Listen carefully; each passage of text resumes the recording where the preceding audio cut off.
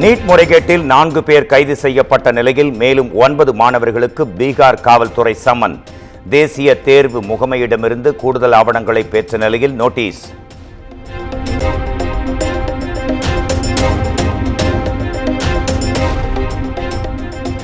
NEET தேர்வு விவகாரத்தில் தேசிய தேர்வு முகமை முறைகேட்டில் ஈடுபட்டதற்கான எந்த ஆதாரமும் இல்லை. எதிர்க்கட்சிகளின் குற்றச்சாட்டுக்கு மத்திய கல்வித்துறை அமைச்சர் தர்மேந்திர பிரதான் விளக்கம்.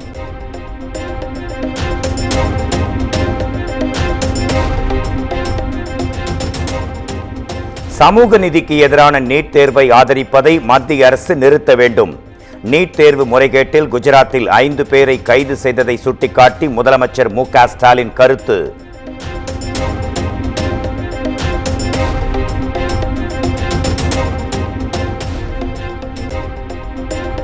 அளவுகோலாக கருதப்படும் நீட் தேர்வு சமூகத்தின் அனைத்து நிலைகளையும் பாதிக்கும் மோசடி.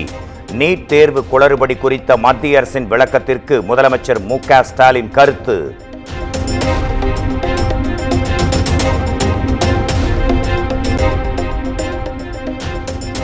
ஊழல்வாதிகளின் கூட்டமைப்பாக இருக்கும் இண்டி கூட்டணி பாஜக தனித்து பெற்ற தொகுதிகளை கூட பெற முடியவில்லை. பாஜகவின் வெற்றி குறித்து முதலமைச்சர் மு.க. ஸ்டாலினின் கருத்துக்கு அண்ணாமலை பதிலடி.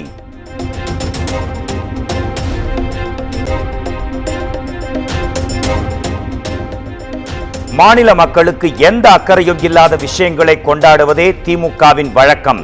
திமுகவின் முப்பெரும் விழா குறித்து அண்ணாமலை கடும் தாக்குதல்.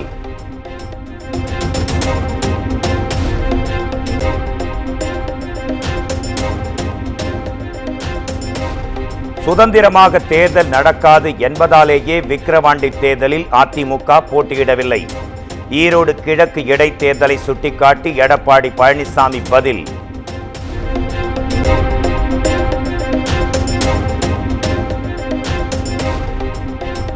மத்தியில் யார் ஆட்சிக்கு வர வேண்டும், மாநிலத்தில் யார் ஆட்சிக்கு வர வேண்டும் என மக்கள் சிந்தித்து வாக்களிப்பார்கள். மக்களவை தேர்தல் தோல்வி குறித்து அதிமுக பொதுச் செயலாளர் எடப்பாடி பழனிசாமி பேச்சு.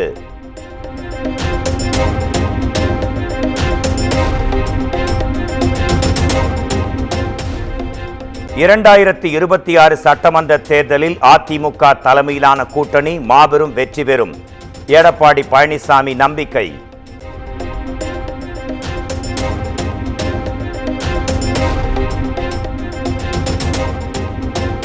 விக்கிரவாண்டி இடைத்தேர்தலில் மக்கள் சக்தியை நம்பி என்டிஏ கூட்டணி களம் காண்கிறது.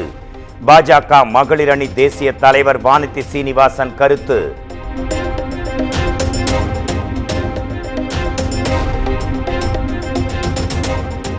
திமுகவின் துரோகத்திற்கு கணக்கு தீர்ப்பதற்கான களம்தான் விக்கிரவாண்டி இடைத்தேர்தல். சாதிவாரி கணக்கெடுப்பு நடத்த வாய்ப்பிருந்தும் சீர்குலைத்து திமுக தான் என பாமக நிறுவனர் ராமதாஸ் விமர்சனம்.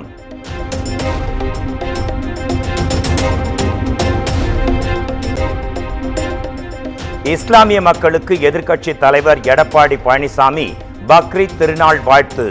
மனிதநேயம் தழைக்க அர்ப்பணிப்பு உணர்வோடு பாடுபடுவோம் என பக்ரீத் திருநாளில் உறுதியேற்போம் என்றும் சூளுரை.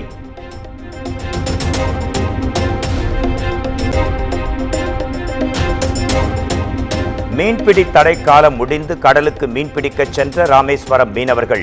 போதிய மீன் வரத்து இருந்தும் உரிய விலை கிடைக்காததால் மீனவர்கள் கவலை.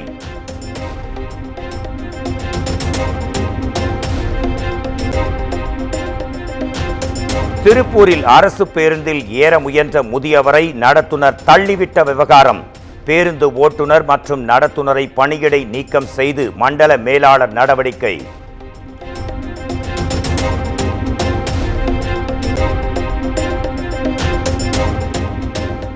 தென்காசியில் கெட்டுப்போன பால் பவுடர் விற்பனை செய்த மருந்தகம். அதிர்ச்சிக்குள்ளான பெற்றோரின் வீடியோ இணையத்தில் பெரும் வைரல்.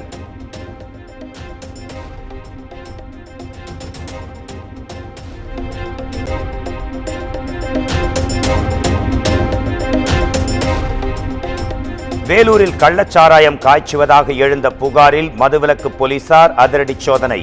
மாவட்டம் முழுவதும் ஒரே நாளில் 3750 லிட்டர் சாராய ஊரல்கள் கொட்டி அழிப்பு.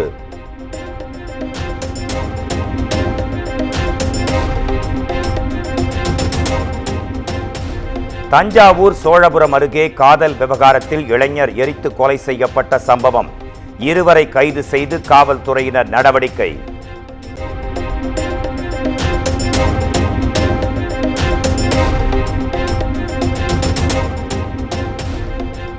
பக்ரீத் பண்டிகையை முன்னிட்டு வடமாநிலங்களில் லட்சக்கணக்கிலான ரூபாயில் விற்பனையாகும் ஆடுகள். மத்திய பிரதேசத்தில் 7.5 லட்சம் ரூபாய்க்கு ஒரு ஆடு விற்பனையான காட்சிகளும் தற்போது வெளியீடு.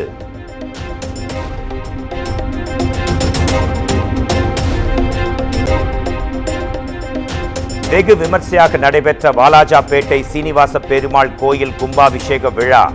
திரளான பக்தர்கள் கலந்து கொண்டு பக்தி பெருக்குடன் சுவாமி தரிசனம்.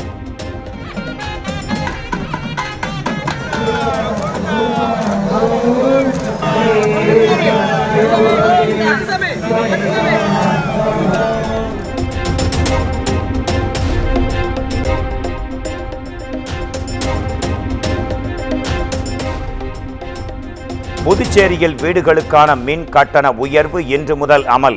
வர்த்தக நிறுவனங்கள், தொழிற்சாலைகளில் பழைய மின் கட்டணமே தொடர்கிறது.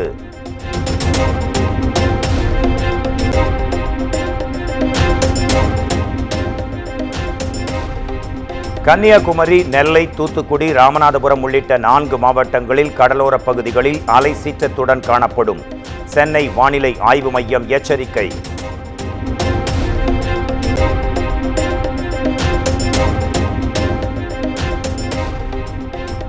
இரு நாடுகளும் எதிர்கொள்ள வேண்டிய முக்கிய பிரச்சனைகள் தொடர்பாக விவாதிப்போம்.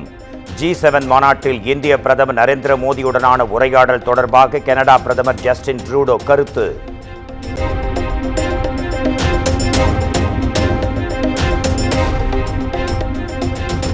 மின்னணு வாக்குப்பதிவு இயந்திரங்களை AI மூலம் ஹேக் செய்ய அதிக வாய்ப்பு. அமெரிக்க அதிபர் வேட்பாளரின் குற்றச்சாட்டை குறிப்பிட்டு எலான் மஸ்க் கருத்து.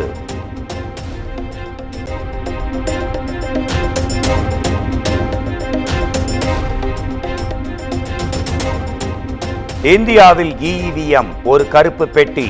அதனை ஆராய யாருக்கும் அனுமதி இல்லை. EVM ஹேக் செய்யப்படுகிறது என்ற தொழிலதிபர் எலான் மஸ்க் கருத்திற்கு காங்கிரஸ் MP ராகுல் காந்தி ஆதரவு.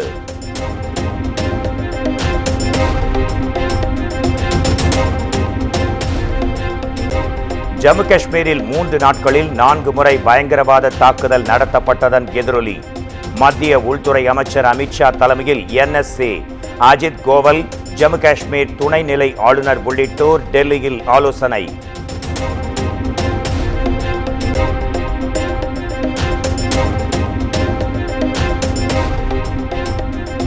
தலைநகர் டெல்லியில் தொடரும் தண்ணீர் பஞ்சம். லாரியை மறித்து குடிநீருக்கு மல்லுக்கட்டும் அவலம். எப்போது தீர்வு கிடைக்கும் என்ற மனநிலையில் டெல்லி மக்கள்.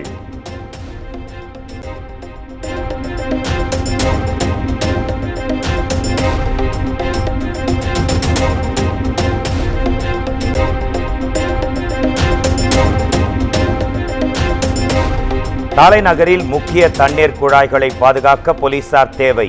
டெல்லி காவல் ஆணையர் சஞ்சர் அரோராவுக்கு டெல்லி நீர்வளத்துறை அமைச்சர் அதிஷி கடிதம்.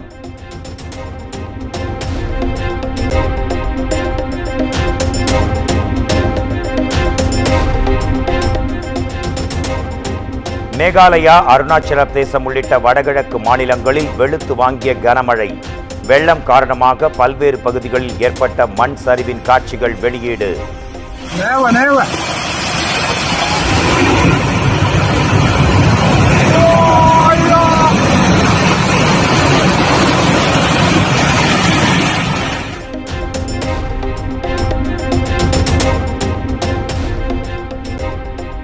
அரசு துறையில் காலியாக உள்ள 1056 பணியிடங்களுக்கு சிவில் சர்வீஸ் தேர்வு. நாடு முழுவதும் லட்சக்கணக்கான தேர்வர்கள் தேர்வு எழுதுகின்றனர்.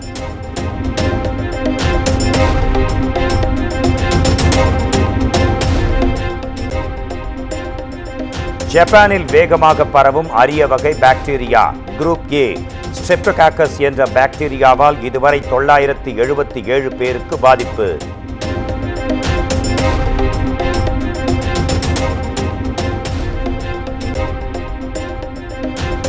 தென்னாப்பிரிக்காவில் கடந்த 30 ஆண்டுகளில் முதன்முறையாக கூட்டணி ஆட்சி. தென்னாப்பிரிக்க அதிபராக சிரில் ராமபோசா மீண்டும் தேர்வு.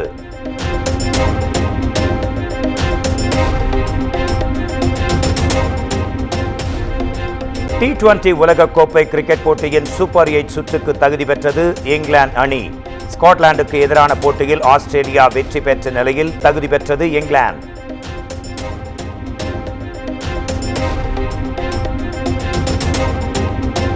விறுவிறுப்பாக நடைபெற்று வரும் யூரோ கோப்பை கால்பந்து தொடர். கோல் மழை பொழிந்த ஜெர்மனி புதிய வரலாற்று சாதனை.